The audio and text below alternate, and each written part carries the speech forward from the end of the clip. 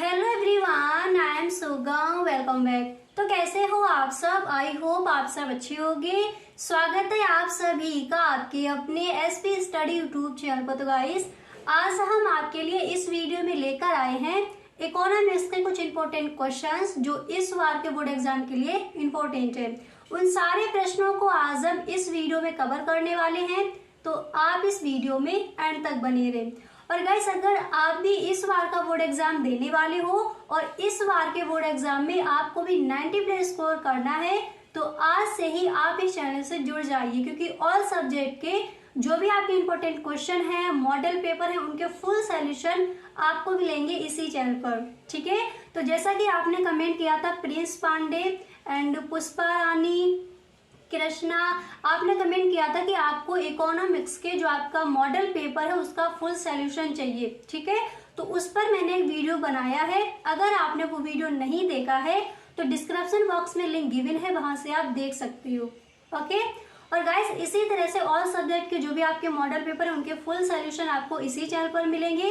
तो अगर अभी तक चैनल को सब्सक्राइब नहीं किया है तो आप इस चैनल को सब्सक्राइब कर लीजिए। ओके, तो चलिए बिना टाइम वेस्ट के वीडियो को स्टार्ट करते हैं। तो यहाँ पर देखिएगा, जो भी आपके इंपॉर्टेंट क्वेश्चन हैं उनको यहाँ पर हम देखेंगे। ठीक है, तो जैसा कि आपने कमेंट किया था कि आपको चैप्टर बाय चैप्टर चाहिए जो आपके इंपॉर्टेंट क्वेश्चन है इकोनॉमिक्स में, तो उसी तरह से ये वीडियो आपका बनाया जाएगा। ठीक है, तो गाइस देखिए, इस वीडियो में आपका फर्स्ट चैप्टर से लेकर 5 चैप्टर तक जो भी आपके इंपॉर्टेंट क्वेश्चन हैं उन सारे प्रश्नों को हम यहाँ पर देखेंगे।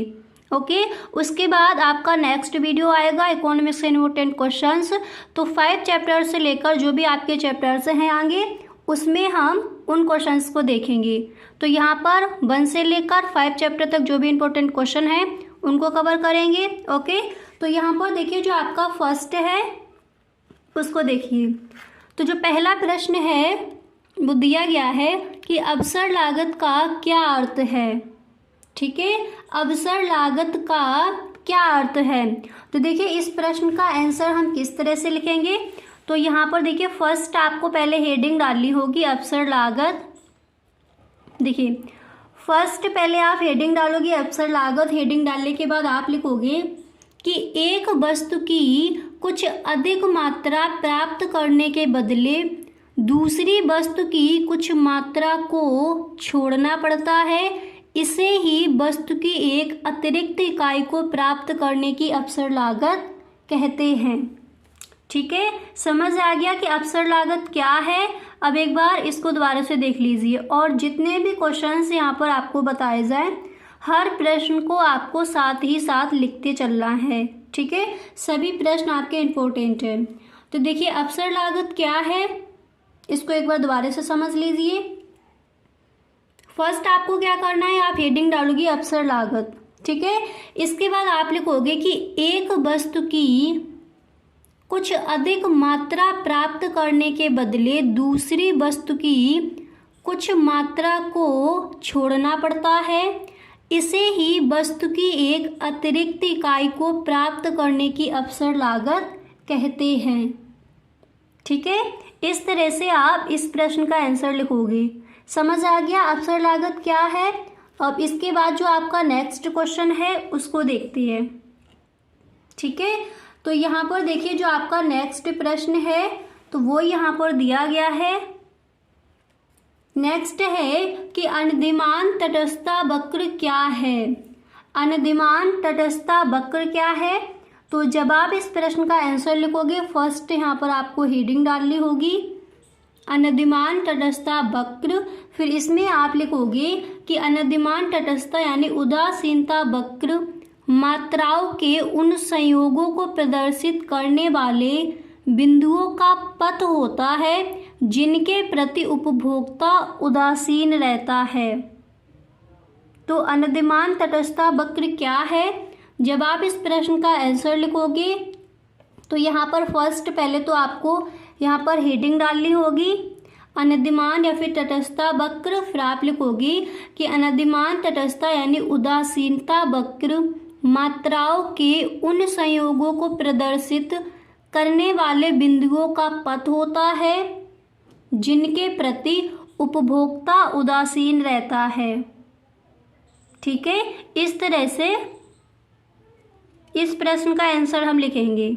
ठीक है, तो यहाँ पर आपने समझ लिया कि अवसर लागत क्या है एंड दूसरा आपने समझ लिया अनधिमान तटस्थता वक्र क्या है। दोनों ही प्रश्न इंपॉर्टेंट है।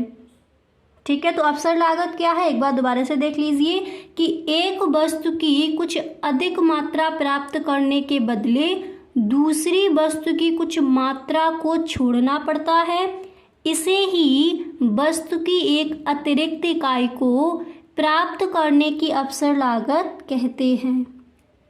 क्लियर? इस तरह से आप इन प्रश्नों के आंसर दोगे। अब इसके बाद जो आपका नेक्स्ट प्रश्न है उसको देख लीजिए। अब यहाँ पर जो आपका अगला क्वेश्चन है तो वो यहाँ पर दिया गया है, आप देख सकते हो। देखिए यहाँ पर जो आपका नेक्स्ट प्रश्न है तो वो है कि उपभोक्ता संतुलन से क्या अभिप्राय है। उपभोक्ता संतुलन से क्या अभिप्राय है? तो सबसे पहले आपको करना क्या है, यहाँ पर हेडिंग डालोगे उपभोक्ता संतुलन।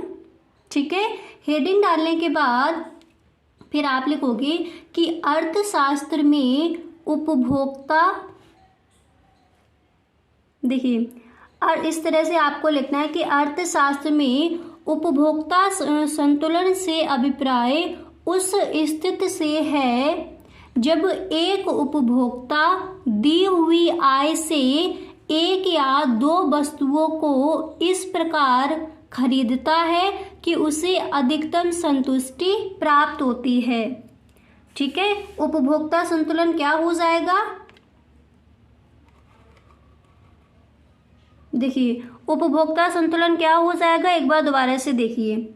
अर्थशास्त्र में उपभोक्ता संतुलन से अभिप्राय उस स्थिति से है जब एक उपभोक्ता दी हुई आय से एक या दो वस्तुओं को इस प्रकार खरीदता है कि उसे अधिकतम संतुष्टि प्राप्त होती है, उसे हम कहते हैं उपभोक्ता संतुलन। अच्छे से याद हो गया। अब इसके बाद यहाँ पर जो आपका नेक्स्ट है, जो अगला प्रश्न है उसको देखते हैं। ठीक है, तो यहाँ पर जो आपका नेक्स्ट प्रश्न है उसको पढ़िए। अगला क्वेश्चन यहाँ पर दिया गया है कि किसी वस्तु की पूर्ति का अर्थ लिखिए। आप पेपर उठाकर देखना, ये जो आपका प्रश्न है ये कई बार पूछा गया है। ठीक है, तो क्वेश्चन क्या है, किसी वस्तु की पूर्ति का अर्थ लिखिए।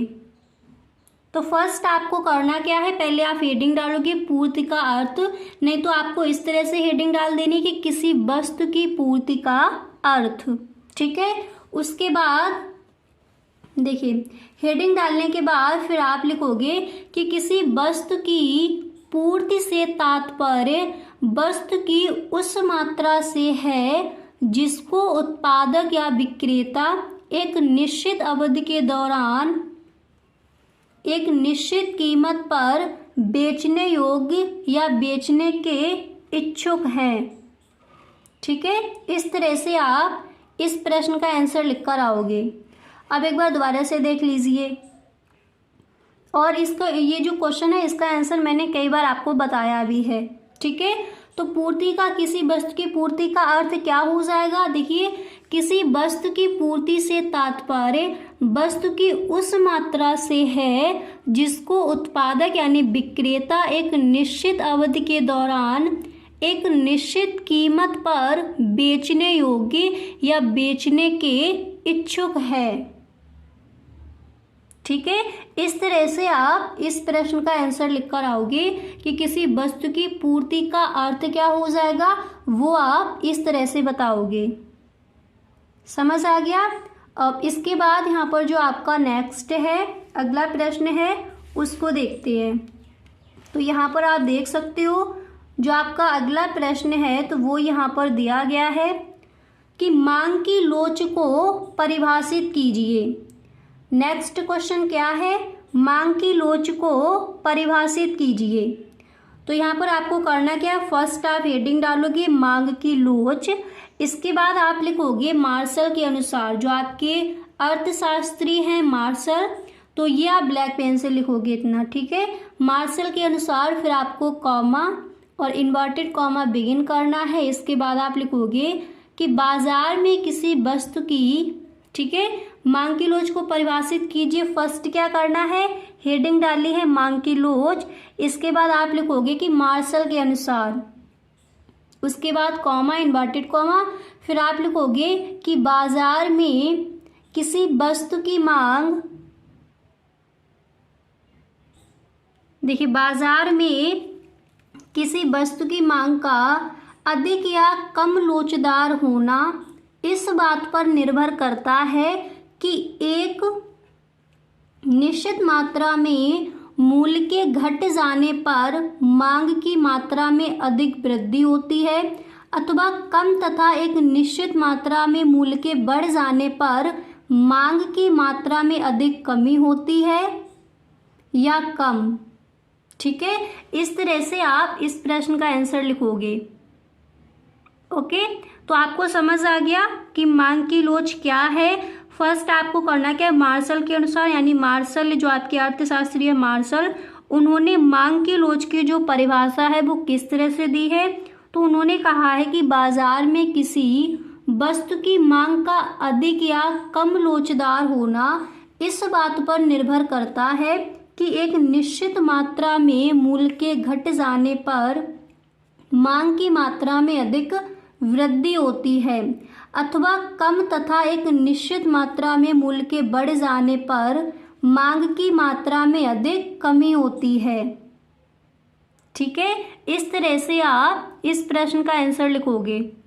अच्छे से क्लियर हो गया कि मांग की लोच क्या है, किसी वस्तु की पूर्ति का अर्थ क्या हो जाएगा, उपभोक्ता संतुलन क्या है, अनधिमान तटस्थता वक्र क्या है, अवसर लागत क्या है। ठीक है, सारे ही प्रश्न इंपॉर्टेंट हैं। अब इसके बाद यहाँ पर जो आपका नेक्स्ट है, जो अगला प्रश्न है, उसको देखिए। तो आप यहाँ पर देख सकते हो जो आपका नेक्स्ट प्रश्न है तो वो यहाँ पर दिया गया है। देखिए अगला प्रश्न है कि गिफिन वस्तुओं के संदर्भ में मांग रेखा का आकार कैसा होता है। क्वेश्चन क्या है, गिफिन वस्तुओं के संदर्भ में मांग रेखा का आकार कैसा होता है। तो फर्स्ट आप क्या करोगे, इस तरह से आपको हेडिंग डालनी है, गिफिन वस्तुओं के संदर्भ में मांग रेखा का आकार। ठीक है, इस तरह से हेडिंग डालने के बाद देखिए फिर आप लिखोगे कि गिफिन वस्तुओं के मांग वक्र का ढाल घटती कीमतों के साथ घटता जाता है तथा बढ़ती कीमतों के साथ ऊर्ध्व होता है। गिफिन वस्तुएं क्या है, एक बार दोबारा से देखिए, और इस प्रश्न का आंसर मैंने आपको बताया भी है। ठीक है, तो दोबारा से देख लीजिए, गिफिन वस्तुओं के संदर्भ में मांग रेखा का आकार कैसा होता है। तो सबसे पहले आपको करना क्या है, आप हेडिंग डालोगे गिफिन वस्तुओं के संदर्भ में मांग रेखा का आकार, और फिर आप लिखोगे कि गिफिन वस्तुओं के मांग वक्र का ढाल घटती कीमतों के साथ घटता जाता है तथा बढ़ती कीमतों के साथ ऊर्ध्व होता है। ठीक है, इस तरह से आप इस प्रश्न का आंसर लिखोगे। समझ आ गया अच्छे से। अब इसके बाद यहाँ पर जो आपका अगला प्रश्न है उसको देखते हैं।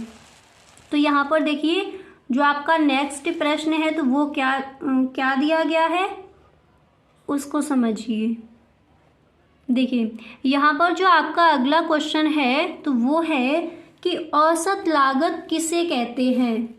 गाइस अगर अभी तक आप इस वीडियो में बने हुए हो तो आई होप ये वीडियो आपको पसंद आ रहा होगा। अगर सच में ये वीडियो आपको अच्छा लग रहा है तो आप इस वीडियो को एक लाइक जरूर कर दें, और यदि आप इस चैनल पर पहली बार आए हो तो इस चैनल को सब्सक्राइब कर लेना एंड बेल आइकन को भी प्रेस कर देना ताकि वीडियो की जो भी नोटिफिकेशन हो वो सबसे पहले आपके पास पहुंचे। ठीक है, औसत लागत किसे कहते हैं, ये आपका यहाँ पर क्वेश्चन दिया गया है। तो देखिए औसत लागत क्या है। तो जब आप इस प्रश्न का आंसर लिखोगे तो फर्स्ट आपको हेडिंग डालनी है औसत लागत, एंड इसके बाद आप लिखोगे कि कुल लागत को कुछ उत्पादित इकाइयों से भाग देने पर जो लागत आती है वही औसत लागत कहलाती है। औसत लागत क्या है, एक बार दोबारा से समझिए। देखिए, फर्स्ट आप हेडिंग डालोगे औसत लागत, फिर आप लिखोगे कि कुल लागत को कुछ उत्पादित इकाइयों से भाग देने पर जो लागत आती है वही औसत लागत यानी AC कहलाती है। ठीक है, इतना लिखने के बाद फिर आप यहाँ पर ब्लैक पेन से लिखोगे सूत्र के रूप में। फिर इसका सूत्र आप लिखोगे औसत लागत यानी AC बराबर कुल लागत अपॉन कुल उत्पादित इकाइयाँ। वही आपका यहाँ पर भी बताया गया था। ठीक है, कि कुल लागत को कुल उत्पादित इकाइयों से भाग देने पर जो लागत आती है वही औसत लागत कहलाती है। तो औसत लागत बराबर कुल लागत अपॉन कुल उत्पादित इकाइयाँ। क्लियर? इस तरह से हम इस प्रश्न का आंसर लिखेंगे। अब इसके बाद यहाँ पर जो आपका नेक्स्ट प्रश्न है उसको देखिए। अगला क्वेश्चन यहाँ पर क्या दिया गया है वो समझिए। इसके बाद आपको जो आपके जो नेक्स्ट क्वेश्चन है उनको देखेंगे। देखिए, यहाँ पर आपका नेक्स्ट प्रश्न है कि परिवर्ती लागत के कोई 3 उदाहरण दीजिए। ये क्वेश्चन आपका कई बार पूछा गया है। ठीक है, अतलग उत्तरीय प्रश्न में। तो परिवर्ती लागत के कोई 3 उदाहरण दीजिए। तो आप हेडिंग डालोगे परिवर्ती लागत के 3 उदाहरण एंड इसके बाद आप लिखोगे कि परिवर्ती लागत के 3 उदाहरण इस प्रकार हैं। कौन कौन से? फर्स्ट है प्रत्यक्ष मजदूरी लागत, सेकंड है कच्चे माल की लागत एंड थर्ड है बिक्री कमीशन। ओके, इस तरह से आप इसका आंसर लिख कर आओगे। एक बार दोबारा से देख लीजिए कि परिवर्ती लागत के कोई 3 उदाहरण दीजिए। तो हेडिंग डालोगे परिवर्ती लागत के 3 उदाहरण। इसके बाद आप लिखोगे कि परिवर्ती लागत के 3 उदाहरण इस प्रकार हैं। फर्स्ट है प्रत्यक्ष मजदूरी लागत एंड सेकंड है कच्चे माल की लागत एंड तीसरा यहाँ पर दिया गया है बिक्री कमीशन। ओके, इस तरह से आपको जो आपका प्रश्न है इसका आंसर इस तरह से लिखना है। ठीक है, अब इसके बाद जो आपका नेक्स्ट प्रश्न है उसको देखते हैं। अब यहाँ पर देखिए जो अगला प्रश्न है वो क्या है। तो यहाँ पर जो आपका नेक्स्ट क्वेश्चन है वो दिया गया है कि कीमत रेखा किसे कहते हैं, यानी प्राइस लाइन क्या है। ठीक है, और ये क्वेश्चन आपका कई बार पूछा गया है। ठीक है, कीमत रेखा किसे कहते हैं, इंपॉर्टेंट है, तैयार कर लेना है आपको। तो जब आप इस प्रश्न का आंसर लिखोगे तो फर्स्ट आपको हेडिंग डालनी होगी कीमत रेखा। ठीक है, हेडिंग डालने के बाद आप लिखोगे कि कीमत रेखा वह रेखा है जो एक्स अक्ष के समांतर एक निश्चित कीमत के लिए खींची जाती है। यह फर्म के मांग वक्र को प्रदर्शित करती है। यह बाजार कीमत तथा फर्म के उत्पाद के संबंध को दर्शाती है। एंड इसके बाद आप लिखोगे सभी फर्मों को इस रेखा का सामना करना पड़ता है। ठीक है, सभी फर्मों को इस रेखा का सामना करना पड़ता है। इसके बाद आप लिखोगे कि कीमत रेखा पर AR बराबर MR बराबर प्राइस। ठीक है, इस तरह से तो कीमत रेखा क्या है अच्छे से क्लियर हो गया। दोबारा से देख लीजिए। देखिए, कीमत रेखा वह रेखा है जो एक्स अक्ष के समांतर एक निश्चित कीमत के लिए खींची जाती है। यह फर्म के मांग वक्र को प्रदर्शित करती है। यह बाजार कीमत तथा फर्म के उत्पाद के संबंध को दर्शाती है। सभी फर्मों को इस रेखा का सामना करना पड़ता है। कीमत रेखा पर AR बराबर MR बराबर प्राइस। ठीक है, इस तरह से हम इस प्रश्न का आंसर लिखेंगे। क्लियर? अब इसके बाद यहाँ पर जो आपका नेक्स्ट क्वेश्चन दिया गया है उसको पढ़िए। तो देखिए यहाँ पर जो आपका अगला क्वेश्चन है वो क्या है। तो नेक्स्ट मैंने यहाँ पर लिया है कि मजदूरी की न्यूनतम सीमा क्या है। क्वेश्चन क्या है, मजदूरी की न्यूनतम सीमा क्या है? तो सबसे पहले आप हेडिंग डालोगे मजदूरी की न्यूनतम सीमा, ठीक है। हेडिंग डालने के बाद फिर आप लिखोगे कि श्रमिकों का सीमांत त्याग अथवा उनका रहन सहन का स्तर मजदूरी की न्यूनतम सीमा को निश्चित करता है, ठीक है। इस तरह से आप इस प्रश्न का आंसर लिखोगे। तो मजदूरी की न्यूनतम सीमा क्या है, समझ आ गया। हेडिंग डाली है मजदूरी की न्यूनतम सीमा, इसके बाद आप लिखोगे कि श्रमिकों का सीमांत त्याग अथवा उनका रहन सहन का स्तर मजदूरी की न्यूनतम सीमा को निश्चित करता है, ठीक है। इस तरह से हम इस प्रश्न का आंसर लिखेंगे। अब इसके बाद यहाँ पर जो आपका नेक्स्ट प्रश्न है उसको देख लीजिए। तो यहाँ पर जो आपका अगला प्रश्न है तो वो यहाँ पर आपका दिया गया है कि बाजार का अर्थ लिखिए।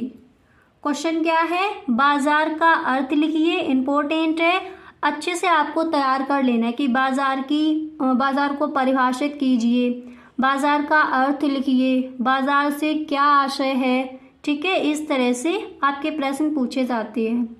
एंड इसके बाद नेक्स्ट है यहाँ पर कि आपूर्ति का नियम क्या है, पूर्ति या फिर आपूर्ति का नियम क्या है, चित्र द्वारा समझाइए, ठीक है।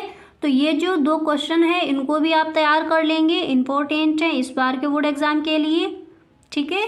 तो आज यहाँ पर हमने देख लिए फर्स्ट चैप्टर से 5 चैप्टर तक जो भी आपके इंपॉर्टेंट क्वेश्चन है अतलग उत्तरीय प्रश्न में उनको हमने देखा। उससे आगे के जो आपके क्वेश्चन है वो आपको नेक्स्ट वीडियो में मिलेंगे, तो उसको देखना आप ना भूलें, ठीक है। Thank you so much. तो गाइस कैसा लगा वीडियो? आई होप ये वीडियो आपको पसंद आया होगा। अगर सच में ये वीडियो आपको अच्छा लगा है तो please tell me in the comment box, okay. और गाइस अगर अभी तक आपने चैनल सब्सक्राइब नहीं किया है तो प्लीज आप इस चैनल को सब्सक्राइब कर लीजिए, okay. Thank you so much.